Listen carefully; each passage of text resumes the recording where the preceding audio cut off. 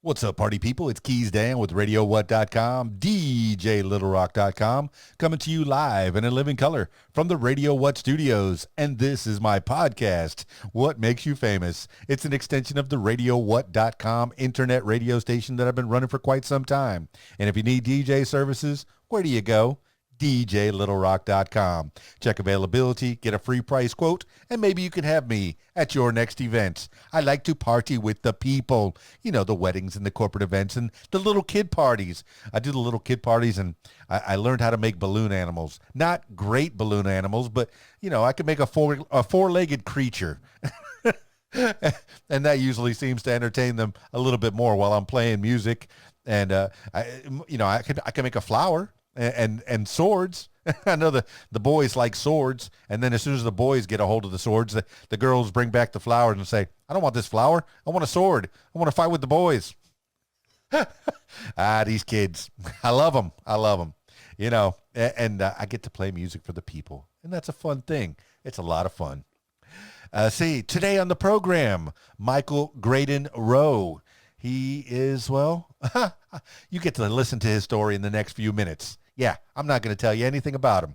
You get to listen to him in the next few minutes. So stick around. Do it. Yeah. This week's shows, yes, this is the portion of the program where I put in what shows I'm doing this week.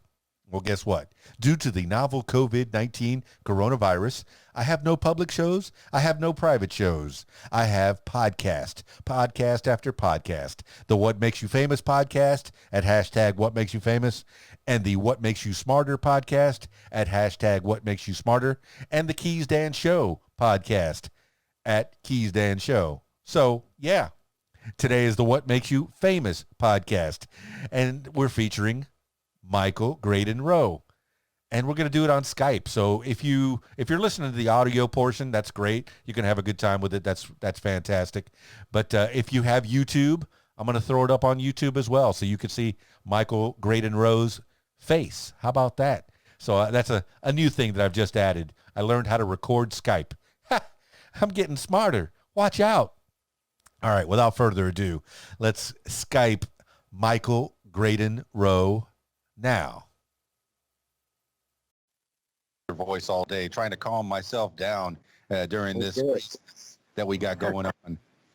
Yeah, I appreciate that. I'm glad that I can help bring a little bit of calm to the storm that is currently our reality, right?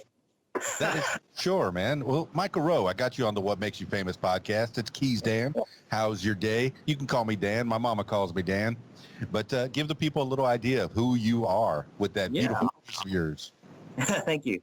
Well, so I go by several names. I have a few different characters, I would say. So I'm Michael Rowe is my government name. It is the name I use when I'm doing my hypnosis.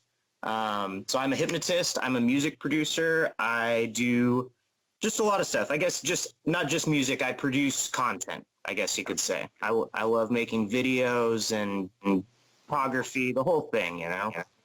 When we're at the novel COVID-19 coronavirus, most people are locked down. This is the time where creators really get to shine, really get to figure out whether you can do what you're supposed to be doing, and that's creating for the people, giving something for people to do while they're locked in. You know, and I'm seeing that you're in Washington. Is that right? That's true. Okay, born and raised in Washington. Yeah, I was born and raised in a city called Bellingham, Washington. We're about an hour north of Seattle and an hour south of Vancouver. I have lived here most of my life. I moved to Los Angeles when I was 19 to make it as a hip hop producer and DJ. And I had a great. I was down there for about 6 years. I worked as an engineer. Mostly, I'm trained as an audio engineer as my formal training. And so I worked down there. I got to live an incredible life in Los Angeles for about 5 years. I worked with artists like Kanye West, The Game, just you name it. It was a blessing. And then I moved back up here, to just kind of get out of that LA scene. And with the internet, you can be a creator anywhere, right? I'm now up here in the Pacific Northwest. It's a beautiful day. We've got You know, I'm kind of right on the coastline, so a nice coastal breeze, and it's pretty nice.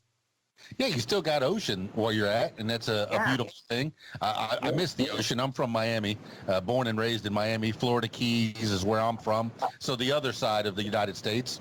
And I'm very familiar with the ocean. And living in Miami, I was on terrestrial radio, so I had my share of brushes with fame as well. So I feel like we've chewed a lot of the same dirt in that respect.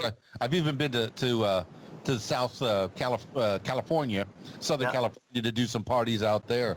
So I've met a few of those folks, and I like that. I like your journey, man. I like where it's taken you, where you started. Fun. It's been fun, yeah. I started making music when I was young, and I'm a writer, and I love creating. You know, I think that is just like you said too. The whole COVID-19 thing. It's kind of strange for me personally. I actually. At the start of this year, I was working in a restaurant as a chef. I was working for a virtual reality arcade for their marketing department, and I was working for a kombucha company. So a shout out to Heady Virtual Reality and Kombucha Town. They're both great companies that I still think will have an amazing future going forward once everything reopens. But I went from having those 3 gigs, and I was getting ready to do a virtual reality VIP event at Coachella, which was like, I've never been to Coachella. This was like bucket list, you know.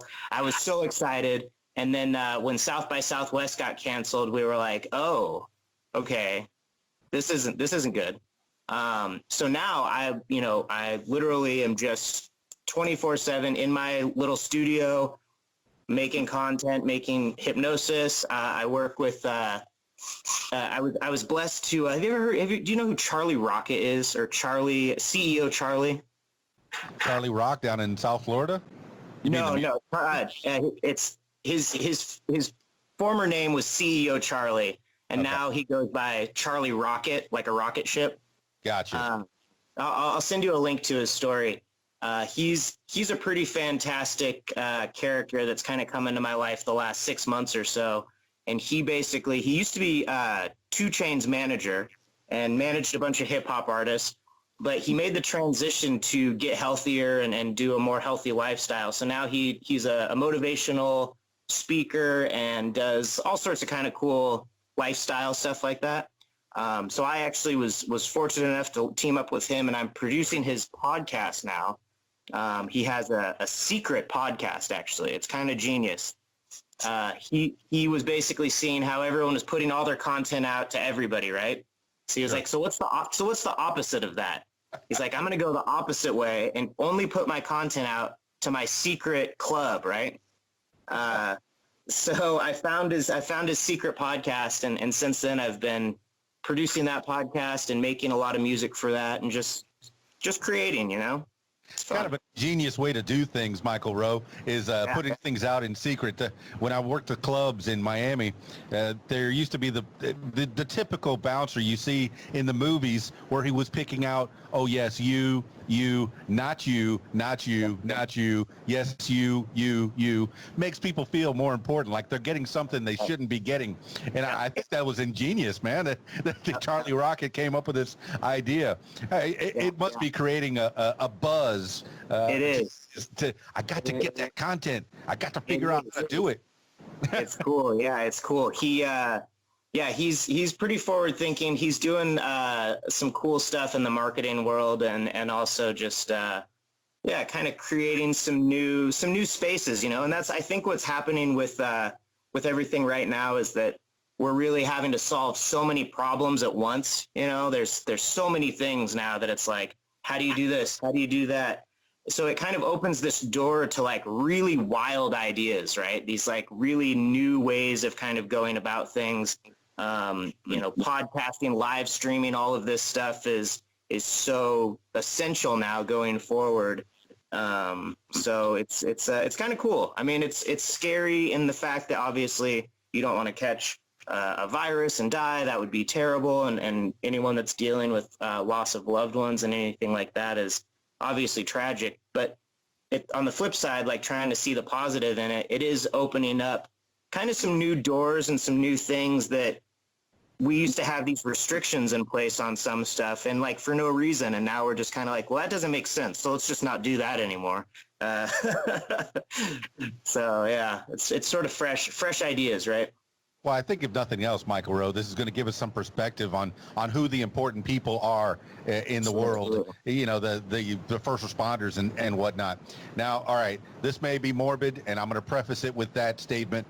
I saw a meme. It's amazing how a virus with 99% recovery is letting us letting the government take our freedoms. Did he just say that? Did Keys Dan just say that?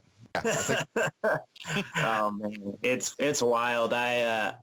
It's scary to see some of the censorship and stuff that's going on YouTube and some of the channels that people. I don't know if you're familiar with like Brian Rose or any of the stuff that's going on with his channel. You know, guys that they're not. It's not conspiracy theories or anything. It's just asking questions. It's just you know, posing like other ways of thinking about things, and they're getting deplatformed. And so it's like, what's, you know, we gotta keep our eyes open for that kind of stuff, because it is a slippery slope of what we do in the name of security, right? Oh, for sure. I mean, you got to remember that this isn't China. This isn't China, right? We're still in the United States, right? Okay. You know, because their first doctors were reporting that, hey, we got this new strain of virus. You might want to check it out. Well, they locked them up. No, don't do that. Don't do that. I watched a documentary called, it was like Four Corners. I think the BBC put it out, and it was right when things started coming out here. When we were starting to get the severity of how this was going to impact us. And I watched that, and it showed, you know, how exactly China at first suppressed it. They were like, don't say anything. And then as soon as it became like they had to do something, they took very drastic measures. And it's kind of scary that people here are praising China and how quickly they handled the COVID-19. Because I don't think people really understand the measures that they took with their own people. So I won't go too far into it, just, you know, morbidity's sake and stuff. But let's just say that here in America, we value our residents' life a little bit more than maybe other countries. So in that aspect of, you know, there's things in our system that are being exposed as far as healthcare and the media and all that stuff. But I think as long as people stay vigilant and stay in communication, I think, with each other, that's the big thing, right? Like, we're so bad at communicating with each other right now. It's crazy. Yeah, that's about where I'm at, Michael Rowe. I don't wear a mask. I don't wear gloves, but I'm vigilant. I don't shake hands. I don't hug people. I keep my distance. So, yeah, stay vigilant. And I think for the most part, most of us, you or me, we have good immune systems. I'm guessing presumptuous. The older folks, the people that are more susceptible, they need to keep cautious. Exactly. And that's a good thing. I know the state of Arkansas, where I'm currently residing in Conway, Arkansas, just north of Little Rock, they pretty much, it's wide open. Business as usual. The restaurants, they don't have they're not gathering. They don't have their insides open, but for the most part, most of the businesses are still open. How's it going up in Washington? Yeah, I mean, we're closed down except for restaurants. Restaurants are open for takeout. There's, you know, the big stores are all open. Mom and pop shops are all shut down for the most part. People are transitioning, though. They're, you know, if people need to buy something, they can call the store and pick it up and do, you know, people are making do with that. So yeah, it's, you know, we were one of the first, we're just north of Seattle. So we were one of the first places that really got hit. And actually at one point, the county that I'm in was one of the highest per capita, because we had one of those nursing home situations where a nursing home had an outbreak, and, you know, they had a ton of people contract it and some deaths and stuff. So, you know, people are definitely taking it seriously, but at the same time, I think there is a concern for the overreach and the, just the, I don't know. It's there's a bunch of weird stuff, you know. There's definitely there's reports of, you know, people that have died in a car accident and then their death certificate says COVID-19 on it and they can't claim insurance because it doesn't say that they died in a car accident. You know, and I don't know how much of that's true or how much of it is made up to scare people or whatever. You know, there's not enough time in the day to really dive into everything, but it is concerning, you know, for me and like my generation too, and some of my friends. Like, I've seen some of my friends that have been lifelong, like, you know, screw the government, fuck the system. Oh, sorry, you know, blah blah blah. Are we allowed to swear on here? It's all good. Wes, man, I don't swear, but whatever. Yeah, I try not to. But in that sense, the F the system, right?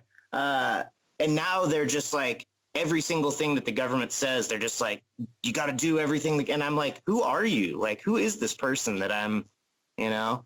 So that's kind of weird to see. I mean, obviously we should stay, like you said, stay vigilant, but stay aware, you know.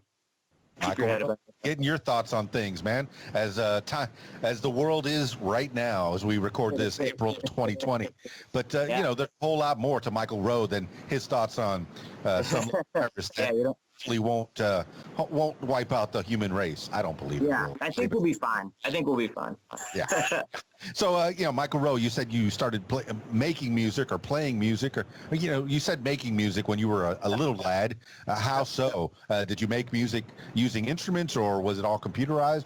How'd you do it? So I'm lucky that I was kind of I was born in 1981, so I'm sort of the generation that had analog childhood and then kind of went into digital right about when I was 13, 14. So I started playing guitar when I was 7. And then I got my first computer when I was about 13 or 14, and I got a little Roland drum machine. And I was inspired by, you know, the hip hop artists of the day, the Wu-Tang Clan, Dr. Dre, Tupac, a lot of that music. But then also a lot of influence from punk rock and also electronic, like Nine Inch Nails was a big influence. So I'm kind of like this. My style of music is sort of this weird blend of a lot of different styles. There's definitely a hip hop element. There's definitely some rock and roll and some kind of darker elements to it. So, but yeah, I mostly now I make all of my music on Ableton Live, and shout out to Ableton Live. And I use Serato for my DJing and Tidal as well, are all kind of my setup right now. But it's really fun. You know, the creativity that you can do these days with technology is amazing. Like, I used to save my money so I could go buy like a $200 compressor, and now I have an unlimited amount of them in a digital format. It's just like, no, I'll put a compressor here, I'll put an EQ there, I'll put a, you know, it used to be my whole paycheck, and now it's just like I can do as many as I want. So it's fun. It's really creative. You are so right, Michael Rowe. I'm class of '86, but I do remember that time. You know, I was born in '69, so I'm considerably older than you, maybe 20 years. 20 years older than you. But yeah, I remember when analog started to turn to digital, and in the '90s they made full use of that. That's about the time that you were growing up, coming into your own musically.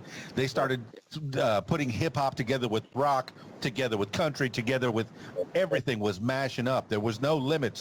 That you're talking the Wild West of the internet I just mentioned. It was the Wild West of music. So you came up at a very interesting time when people were trying to break out of, oh, I'm a hip hop artist, I'm a rock artist. No, I'm an artist, a creator. I'm an artist, yeah, and that's something I've tried to embrace, kind of in my music, and then also in just like the shift in mindset from being like a music producer to just like a producer, and really looking at like when I'm creating my music, like what would I put with it visually? You know, I'm trying to make more music videos and more visual stuff to go along with it. But yeah, like you said, yeah, it was the Wild West of music mashing up. There was a lot of artists like Kid Rock was really influential there at that point in time, playing all his own instruments on his record. I thought was so cool, and that's something I've always strived for. And then also, yeah, like the era of Napster and LimeWire and all of those, like, and just the shift that's happened. Like, it's crazy to look back when the 90s, like CDs and even vinyl was still such a viable, you know, record stores were huge. And now, like, with streaming, you know, it's a double-edged sword because, like, I literally put a song up yesterday that's now on Tidal, Spotify. It's on all the streaming platforms, right? Which is crazy, which is super crazy and cool. Like, there's a guy in Japan that I talked to earlier today who's listening to my music. And so this global reach with the push of a button, but at the same time, there's no money in it, right? Like, I'm not going to make any money streaming my music. So people and artists, and especially younger artists that are listening, like, if you want to make music your living, like, you need to find out how to use music as a sales funnel to bring people to you for whatever else you do, right? So, and that's how I've been able to have my career. Is I'm an engineer. People always need engineers. They always need engineers. So if you can learn something like engineering, photography and camera work is always huge. People that run cameras are always going to have jobs, right? Like, Michael Rowe, you're playing both sides of the field. You are a musician, you know, who can play instruments. I'm guessing you played in a band before, have you? Absolutely, yep. Okay, you've played in bands, you made that music, and then you're also a DJ who plays that music. Me, I'm the guy who pushes buttons. I put it in my virtual DJ and send it out to the crowd. You know, but I've never been that guy who can play the music and make my own music. I have Cool Edit, which turned into Adobe Audition. It came with some beats. I've played with Fruity Loops. I'm familiar with Ableton and all those things, but I've never really made my own beats to where I was comfortable enough to put them out to the world. And you're doing that, man. It's funny that you mentioned the band thing too, because actually the way I got into producing music was really because I was tired of dealing with bands. I was in a band when I was pretty young. I was 15 and I had just gotten my DJ equipment. And I was in this band where everyone was in their mid 20s and stuff. So I was like the young kid that had to get like snuck into the bar. But just like, it was just all the bands I was in, it was always, you're trying to coordinate schedules and do all this stuff. And I was like, why don't I just learn to make all the music myself? And then that way I can write the music. But then, you know, if it gets to the point where I want to perform it, I can hire drummers and bass players and stuff. And I have friends that are all super talented musicians. And it just, for me, it makes it easier because it is my music and it's my creation. So I want to have total control of it. That's just the kind of musician that I am.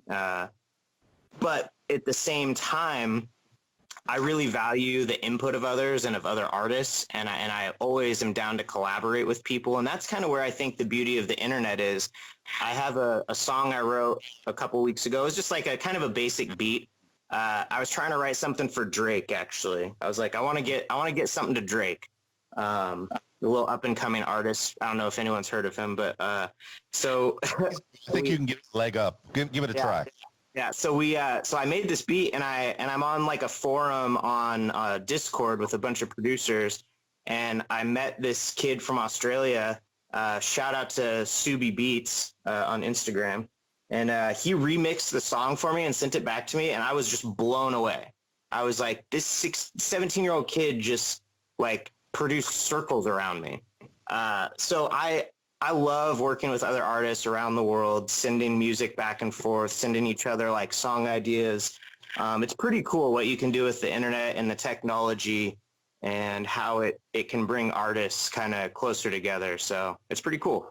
Hey, Michael Rowe, you're playing my song, man. Work well with others and give credit where credit is due. And yeah, I'm not the best engineer. I'm not the best podcaster. I'm not the best, but I know people that are better, and those people are going to teach me. I've talked to a guy, a guitarist in Australia, and he has his bassist is in the Middle East. His drummer is in Germany, and they all sent their respective pieces to him, and he produced them with yet another person right there in Australia. So yeah, this internet is bringing everybody together, and you're recognizing that maybe you're not as proficient in some things, but you can learn from other people. And I'm learning from you, Michael Rowe. I'm learning from you. Thank you.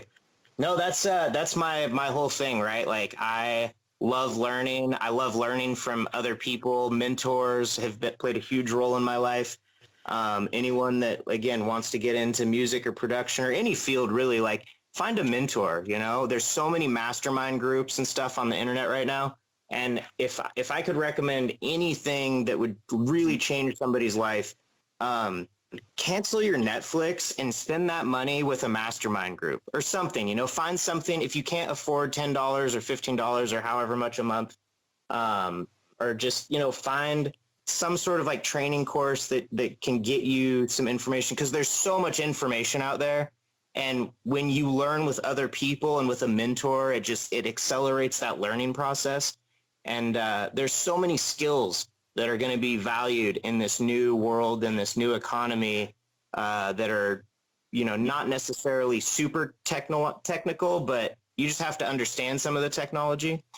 But yeah, it's a great time to be alive. I think that for me, as a producer role, the reason that I was kind of drawn to that, you know, producer is kind of a weird term, right? It means different things to different people.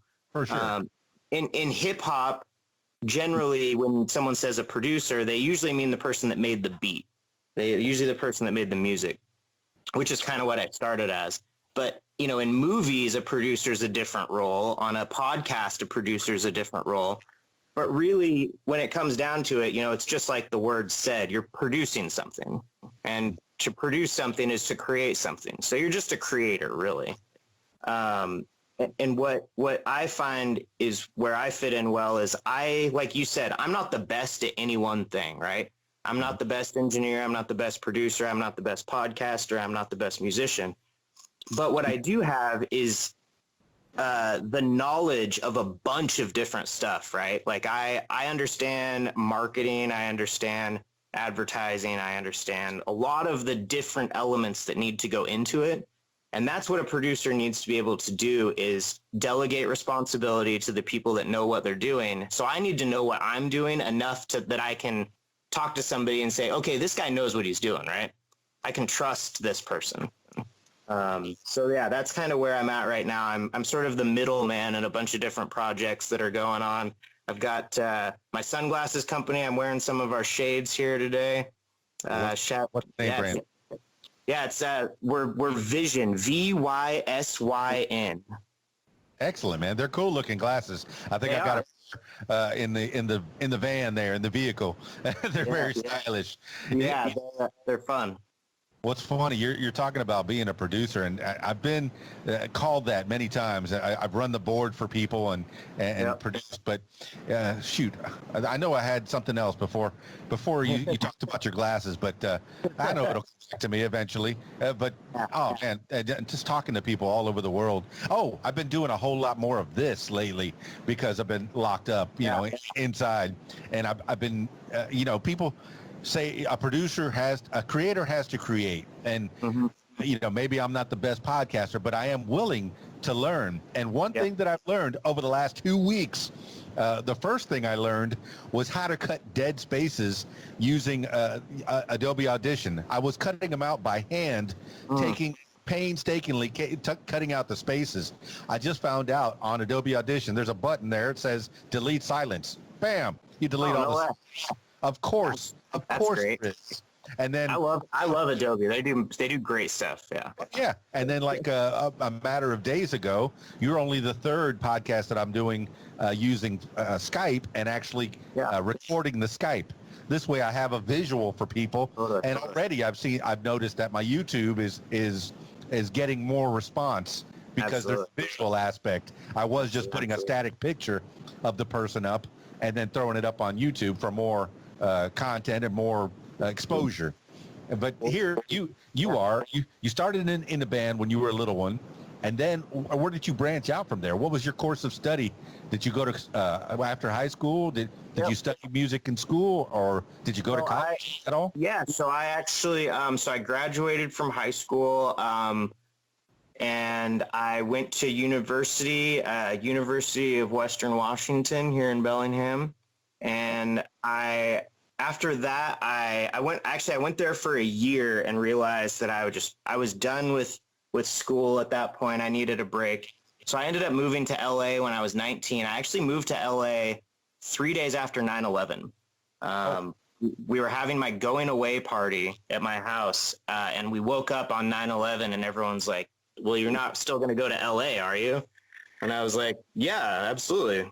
Like, okay. So that was a very weird time in America, as you probably remember, and definitely moving from my home city that I'd lived in my whole life to Hollywood Boulevard. It was a big culture shock, right? But I think that I gained a lot from that, obviously, and I went to music school at the Musicians Institute in Hollywood. I got there, yeah, like I said, I was 19. I was going to school there for a recording engineering certificate. So I learned how to use the big boards that nobody uses anymore.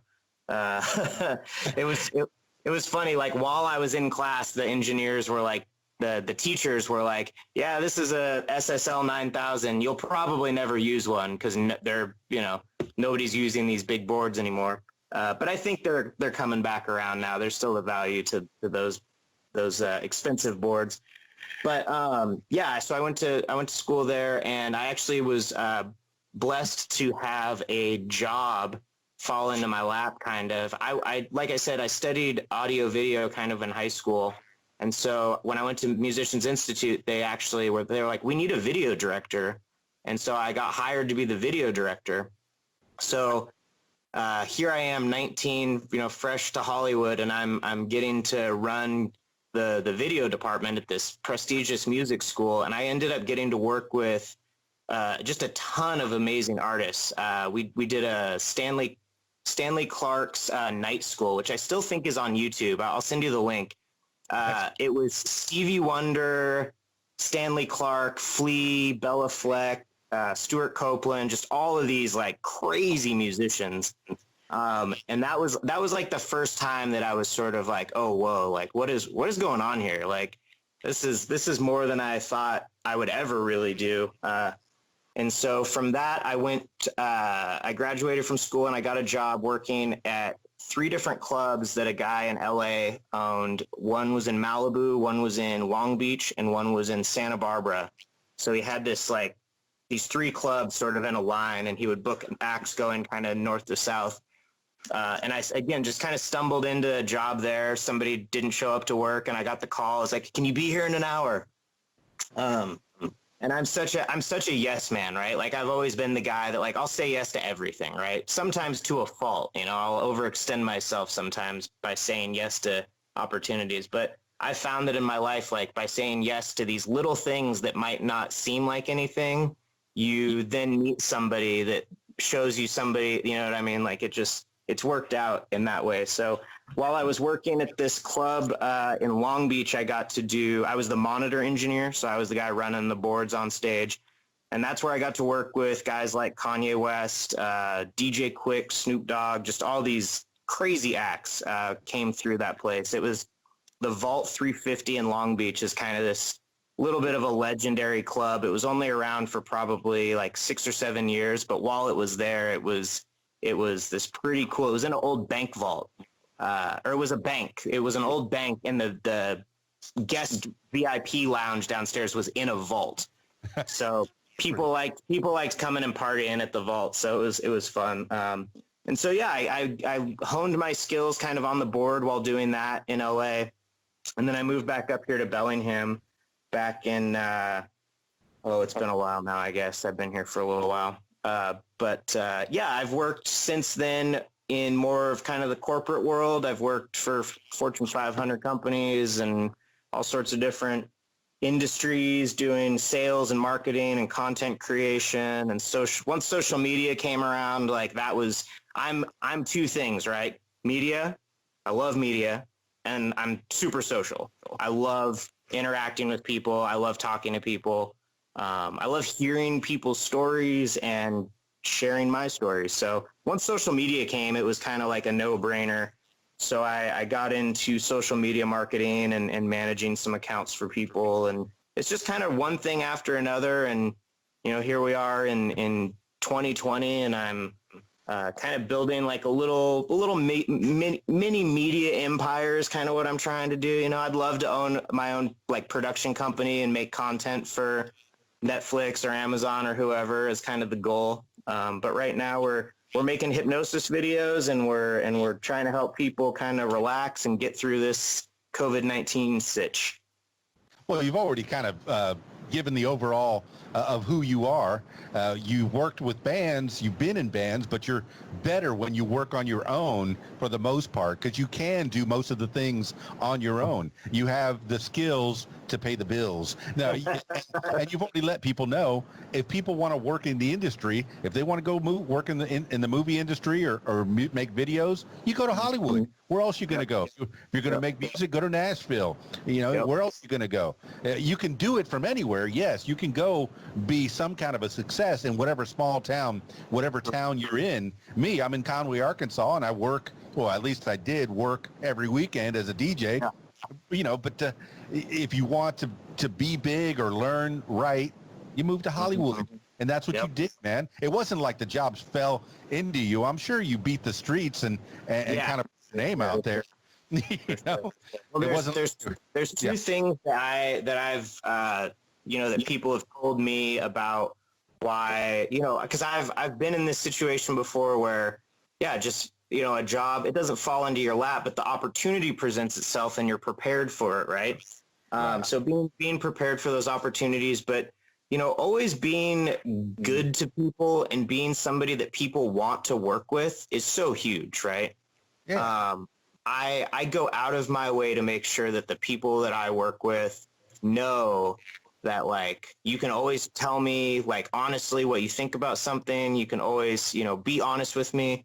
And I always try to follow through on my word and keep my promises to people, because that's how you build that reputation, right? And that's how you get that, you know, somebody the other day was talking about, you know, the word brand and, like, you know, what your brand is, right? And really all your brand is your reputation, right? You can change your brand around to be like, this is who I am professionally or whatever. But if people know you as somebody that follows through and that, you know, over delivers and under promises kind of stuff, you know, you'll have work, right? So yeah, be somebody you can count on. Work well with others. You know, and over deliver. I've done it a lot of times, man. People have told me, oh, man, you bring all these lights and all these cool speakers and microphones, and I was expecting just a guy with 2 turntables and a microphone. You know. And, you know, I bring a club with me if that's what they want. But that's what you have to do. You have to be that guy that's dependable, that you can count on. And it sounds like you're that guy, man. You're letting people in on Michael Rowe. Yeah, you can count on Michael Rowe. If he says he's going to do something, he's going to do it. I appreciate that. Yeah, that's the goal, right? So you had some success in L.A., man, and were you doing music there? I guess were you producing music, or this is primarily the DJ jobs? Yeah, no, I was producing music there as well. I actually just released on Spotify a couple of songs that I did while I was in LA with an artist that I worked with. So it's on Spotify. It's called Battling Demons in the City of Angels. By its title, that sounds great. So basically, me and a friend of mine, we wrote a bunch of songs together, and we kind of got like a little buzz while we were down there. We had a manager, and we're doing shows, and we kind of started getting some interest from Dr. Dre's label and Aftermath, and we, you know, just kind of like we got to that level, like right underneath where we needed to be, in my opinion. And then, you know, just kind of life happened, and I just got burnt out on LA and trying to, you know, make it big in the industry and all that stuff. And it's honestly, it's a blessing, because if I look back, and if I would have gotten like a record contract, or if I would have gotten success on that level when I was in my 20s, I would be dead. Like there's no way I would have survived that lifestyle with the way that I was living back then. So I feel like it's a blessing, because I learned a lot of lessons, and now, you know, I'm older and wiser, and I see this path forward with how I can still make music and still create content, but have it be something that's impactful in people's lives. That's something that I've always really wanted to strive for. And again, working with Charlie Rocket and being able to do his podcast, he actually just started releasing these motivational mixtapes on every Monday. So basically his thinking was, you know, why do people like listening to motivational speakers? They love that stuff. I love it. But it's always just like somebody talking, right? Or somebody talking over like some kind of like dramatic music, you know, dun dun dun dun, you know. He was like, why don't we put motivational speaking and positive stuff over like some really modern hip hop music, right? So that's what we're doing. So it's on Spotify every Monday, motivational mixtape. It's called it's MoFi, MoFi, like hi-fi. It's MoFi, motivational fidelity. I'm really excited about that and what Charlie's doing, and I'm blessed to be a part of that team. He's doing a dream tour across America soon. When we do that, I'll hit you up. We'll come out and see you out there, because we're gonna basically load up a tour bus and just go hit the road. Well, that's fantastic, man. There's nothing like touring. It takes a little wear and tear on the body, but I've enjoyed my trips across America, where I've taken my minivan and just loaded it up with some DJ equipment and done singles parties all up and down, you know, out the 10 to the 8, up the 101 to the 15 to the 40. Yeah, I haven't made it up as far as Washington State, man, but really not too much farther north than the Mason-Dixon line. Yep. But certainly enjoyed traveling and meeting different people. But I know that we can't do that right now. But I digress. But we'll be back. Yeah, of course we'll be back, man. Back stronger than ever. Now, in the recent years, what was the latest thing that you were doing? Until you got locked up in your house. What were you up to? Were you out touring? Were you out DJing at clubs, or what's your thing? I've been mostly working on producing music and producing content for different partners that I work with in different industries. So my main focus has really been, I was working with a virtual reality company. Basically, a friend of mine started a virtual reality arcade here in Bellingham called Heady Virtual Reality. And it was basically people came in and played virtual reality in this arcade, right?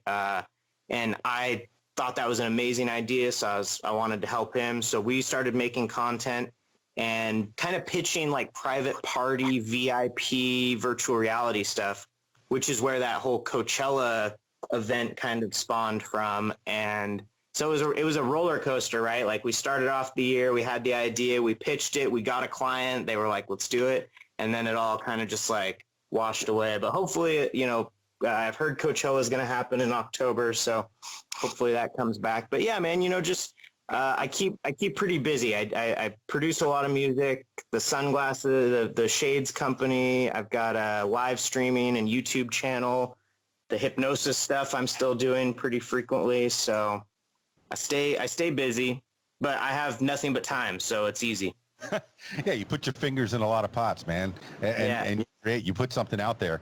Now, seeds, right? When did you start doing the hypnosis again? You said that was something that you were doing since you were young?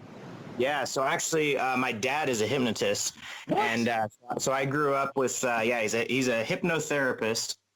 So basically, there's 3 kinds of hypnosis, sort of, and there's the stage hypnosis, which is kind of more the entertainment thing, and then there's like street hypnosis, kind of more like a magic show kind of deal, and then there's therapeutic hypnotherapy, and so that's the route that I did. Although I do a sort of a stage show where it's not a stage hypnosis show, but I talk about hypnosis on stage.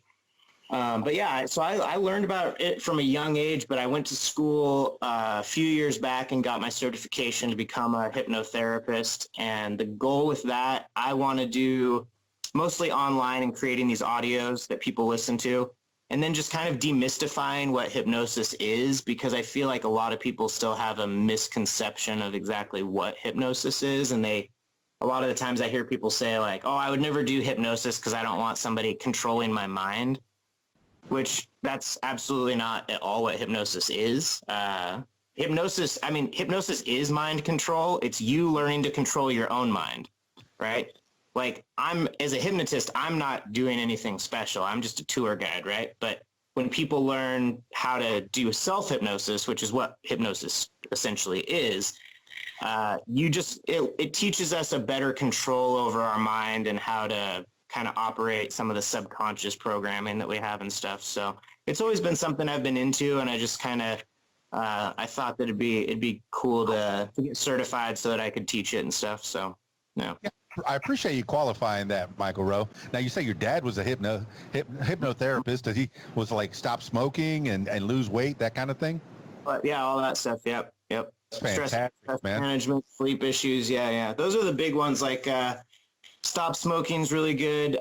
Weight management, sleep issues, and fears is another one. People with anxieties or fears, and everything kind of comes back to stress. Like 90% of people's issues with whether it's smoking or weight or substances or whatever it is usually comes back to some sort of relationship with stress. So yeah, it's a great tool for people to learn, and I love sharing more about it. So yeah, people can definitely hit me up on online, and I can definitely help as much as I can with making some stuff. So yeah. Well, a lot of people do have that misconception of the Svengali, the master hypnotist. I'm going to make you all into chickens, cluck like a chicken and bark like a dog, that kind of thing. Now, you do work on both sides of the fence. Once again, this is about your personality. You can not only just play the music, but you also can DJ the music as well. Yeah. You can hypnotize people to where they can, have their fears and their ailments gone, but you can also make a show out of it because you're kind of a showman as well. Yeah, absolutely. Yeah. And my goal with the show is, again, kind of, stage hypnosis is super cool. I think that stage hypnosis, when it's done correctly, is a very cool, very powerful thing, and it's entertaining. But I think there is a bit of a disconnect in what exactly is happening, and people just see the barking like a dog and clucking like a chicken. The hypnotist isn't making you do that. There's nothing that they're doing. They're allowing you the space to do it, and you're consciously doing it. It's your subconscious mind, but like you know that you're barking like a dog, right? But since he's created this space where you feel free to do that, you don't feel like you're judged. You don't feel like people are going to think it's weird that you're barking like a dog, right? So you allow yourself to enter that reality, and now you're in a reality where you're barking like a dog. And then when they snap their fingers, you go back to your normal world, and they're like, okay, now it's not, now I don't know. It's an interesting thing, and it's fun to watch people kind of get over some of their stage frights and things like that while doing stage hypnosis. So it's fun. I like it. Well, I'm glad you do, man. You do a job that you like, and you'll never work a day in your life. I've heard that before. Exactly. I'm sure of it. Exactly. you got many things that you can do, man. And you say you have a day job, and I know the entertainment business, the money can be good, but the work's not steady. So it's nice to have a steady job, a day job that you can, have your insurance benefits and all that taken care of. Yeah, so it's I try to keep, like you said, I plant a lot of seeds and keep my hand in different cookie jars so that I can, you never know where the big home run hit's going to come from. So, but it's coming. I know that. Oh man, I just looked at your Instagram. Your Vision sunglasses, VYSYN. Yeah. $20 for the glasses you got in your head? Yep. Man, those are fancy. I know. So here, I'll give you the quick spiel too on Vision, right? So the concept was, my buddy Zach, who owns the virtual reality arcade, came to me with the idea. And basically, when you wear different lens glasses, like different colors, it totally changes your outlook, right? Like right now, like when I'm looking like through these glasses, like it's crazy. Like everything gets very bright and but it changes your mood, right? Yeah. So we were like, everybody, especially up here in the Pacific Northwest, where we have these gray kind of winters and just long gray days, if you throw on some yellow glasses, some orange glasses, whatever, right? It totally changes your mood and changes your perspective. So it's pretty cool. I as soon as I heard the idea, I was like, that's a great idea. If we can help people brighten their mood and do that, plus be stylish at the same time, like that's a win-win. So, yeah, the Vision brand just got launched not too long ago. I think we just set up the Instagram page like last week, and we've got a bunch of different models coming in and stuff. I've got these all different colors. Each pair comes in different colors as well. So it's really fun. I've been having a blast trying on the different pairs and like going around to my friends and people around town and being like, hey, try these for a day and let me know what you think. And they're all coming back like, those are amazing. So yeah, definitely check that out. It's fun. No, I believe the hype, Michael Rowe. I mean, I remember 20 years ago, the blue blockers were all the rage, but they were so ugly. They were not fashionable at all. It looked like you were putting welding glasses on. Yeah, right. They looked bright. It looked great outside, but yeah, do you want to wear these? And what you got on, it's fashionable. You go to the club, you know, and people are going to look at you twice. Hey, cool I get so many compliments on these when I'm wearing them around town. Like literally every single place I go, people will be like, oh, I like your glasses. And I'm like, hey, funny you should say that. I've actually, these are for sale. So yeah, it's fun. I hope, honestly, like, I would love to see the sunglasses be like the thing that really like blows up first, because I think that everybody could use it right now, right? Like $20 to kind of change your outlook on things. Oh, not bad. And we're donating 10% of all the sales to some mental health organizations here in our city. So, ladies and gentlemen, Michael Rowe is a philanthropist as well. That's fantastic, man. I don't know about all that, but yeah, no, I appreciate the platform to share all this. It's really awesome. No, man, you got to give some back whenever you make a little bit. Hey, give some back. Help the community out. And I hope people are figuring that out right now, man. We got to help each other.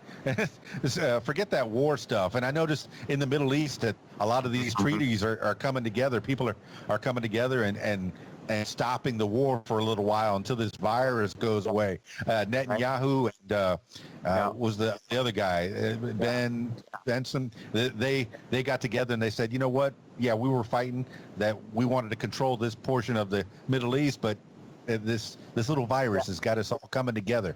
So I hope the whole world comes together. Don't forget this. What a time to be alive, right? And right. And I'm getting to talk to you, and I know that everybody has a story, and I'm glad that you're sharing your story with us right here on the What Makes You Famous podcast, man. I've kind of perused your links, and you have that Michael Graydon. Is Graydon another name for you? Graydon is my middle name. Oh, okay. So and then Michael Graydon Media is my media company. So yeah, like I said, I have a bunch of different kind of personas and characters. So it's funny. So I'll give you the story real quick on my name. We were just talking about this last night. So my name is Michael Rowe. So when I was growing up, I would always hear Michael Rowe, your boat ashore. That was like, the song that everybody would sing. Plus I grew up in the 80s when literally every single person that was at the top of their game was named Mike or Michael, right? There was Michael Jackson, Michael Jordan, Mike Tyson. So I started going by Mike, and then my name is Mike Rowe, right? So people would just start calling me Mike Rowe. And then I don't know if you remember the show Dirty Jobs came out, and that guy was named Mike Rowe.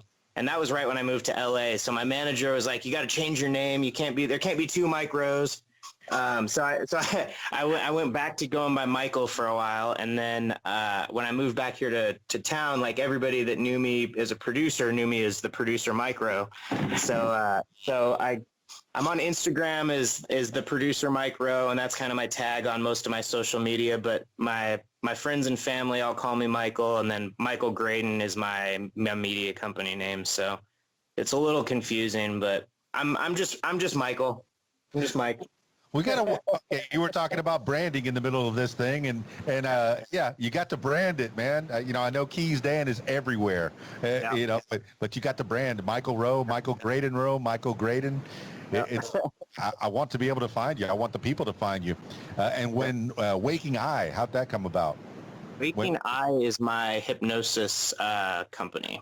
So that's also kind of a part of my conglomerate of businesses that I run.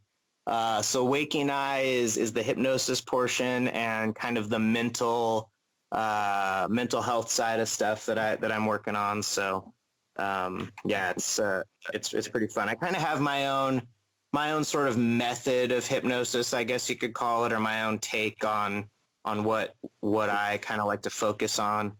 And it's really, the idea with Waking Eye is sort of like waking. It's kind of a double meaning, like waking eye, like your third eye, or you're opening your eyes, but then also like waking eye, like the letter I, like self, like waking yourself. So I feel like that's the big thing that a lot of people struggle with is finding meaning and purpose in life, and like what is my purpose. And I do believe that we all have a purpose in life to do something, whether that's something creative or something with your hands or something raising a family. Like we all have that purpose, and I think it's important for each of us to kind of find that.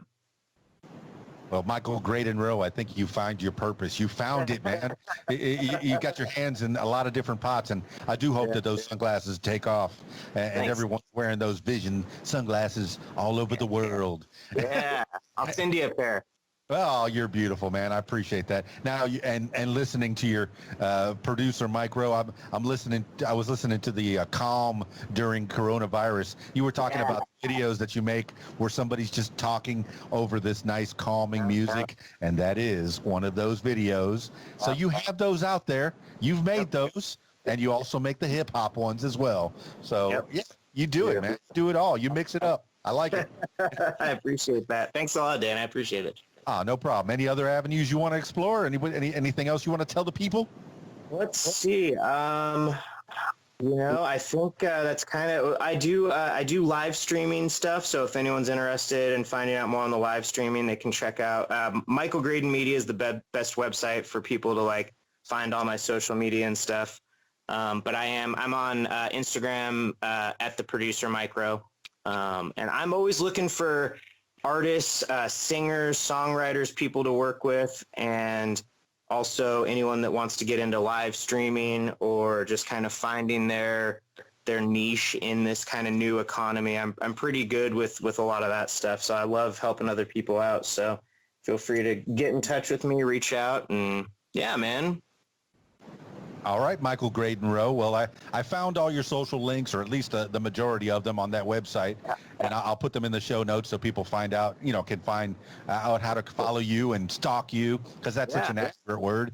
I want people to. Please stalk me. I would love that. And I'll mention one other thing that I'm just about to do. I haven't started it yet, but we're launching pretty soon. So there's a new live streaming platform. It's new to the U.S. It's been in Asia for a little while, but it's called Livit, Livit. And basically what it is they kind of gamified the whole live streaming thing. So you get like a point system basically, and you compete against other people. I found my manager actually sent it to me a couple weeks ago, and now I'm like obsessed with this app. I'm on it all the time. So if people want to check that out, I'm going to be live streaming, DJing, and doing beat production on there. And it's just like, it's similar to Twitch or any of the other live streaming platforms, but it's more gamified a little bit.